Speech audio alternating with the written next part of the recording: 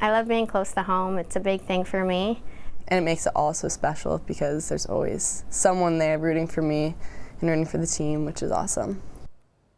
That was Cece Delorier and Brooke George, two Vermont natives on the UVM women's hockey team. Yeah, they were teammates for a season a few years back during their teenage years. Now, of course, they're teammates again, representing their home state and becoming pretty close along the way.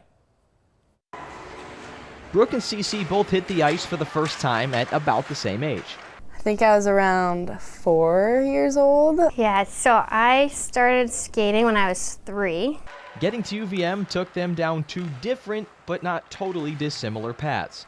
Cece grew up in St. Albans to parents who she says were more of basketball people. She and her siblings got into hockey thanks to their uncle, and she followed in the footsteps of her older brother Owen. We would always go watch his games or men's league or whatnot. And then once Owen started, and then kind of fell in love with it as well.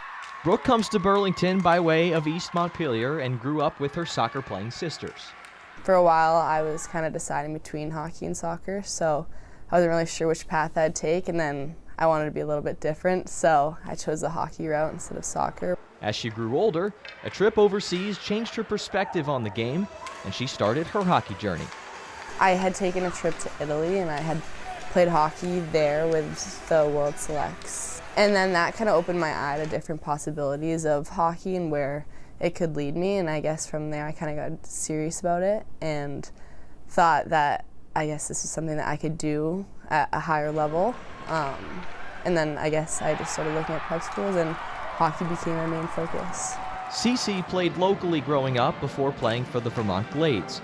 After that, she played for Vermont Dynamo, which is one of the spots where their two paths crossed. They were two of just 3 girls on an otherwise all-boys team, and they got close pretty quickly.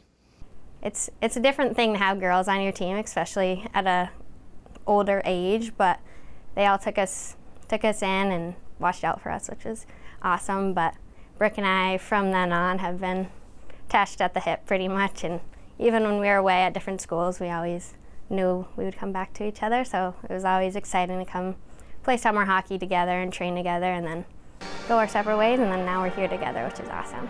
Playing with her was awesome. She was very dynamic, very good with her feet, very good with the puck, and I learned a lot from her when she had been playing boys like pretty much her whole life.